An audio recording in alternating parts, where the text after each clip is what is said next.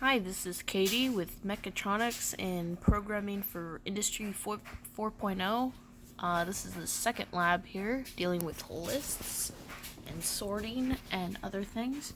So here's the first section of my code. I have a variable called components with elements with PLC, transformer, contactor, FNUC, and Arduino.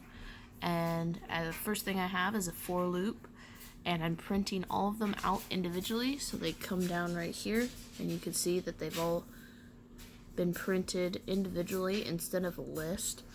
And then I have another for loop. For here, I have if statements as well.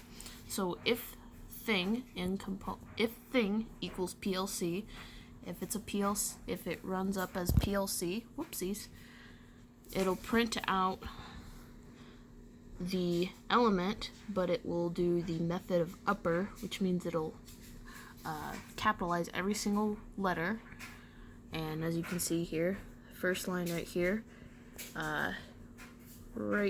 it is all capitalized. And then I've got if thing equals transformer or contactor, say in one line, it will be using a thing, no special methods on it. And as you can see here, no special methods, they're still all lowercase. And then I have if thing equals FNUC or Arduino. I have them going to the method of title, so it will capitalize the first letter of the word. And you can see right here, it did the same thing. Alright, second part of the code here. I have another list with a different variable name called my cameras. The original list has six elements to it: Nikon, Leica, Rolleiflex, Mamiya, Hasselblad, and Voigtlander. I have another for loop printing out a string here. One of my favorite film cameras is to use my camera.title, which means it will capitalize every one of them to proper nouns. As you can see here, did that just like that for each and every one. We've got 6 of the same sentence with each of the names. Then I used a del or delete for that variable for position 3, which is Mamiya. So we printed out the new list, and as you can see down below, there is no more Mamiya. We've got Nikon, Leica, Rolleiflex, Hasselblad, and Voigtlander. Then after that, I have a new variable name equals to my cameras.pop. So we've popped out one of the variables. In this case, it was Leica, and we printed it in a new string. Again, we've used the title to capitalize it into a proper noun, and you can see down here, right down here, it popped out that position 1 variable, which was Leica, and it put it in this sentence here.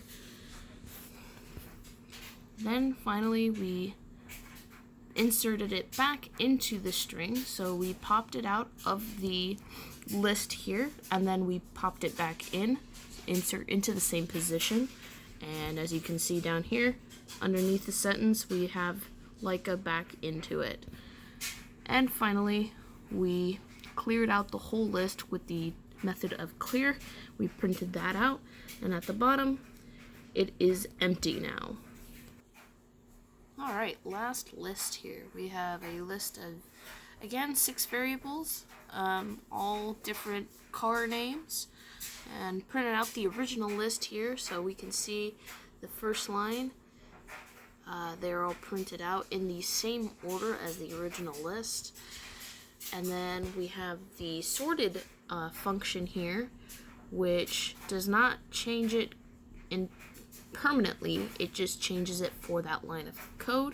And as you can see, the next line down, it actually labels them as alphabetically. So we have Challenger, Charger, Dart, Duster, and Mopar. Then we have our cars.sort, and reverse is true. So now we've reversed the alphabetical order, so now the fourth line starts with Mopar, then it goes to Duster, Dart, Charger, and Challenger.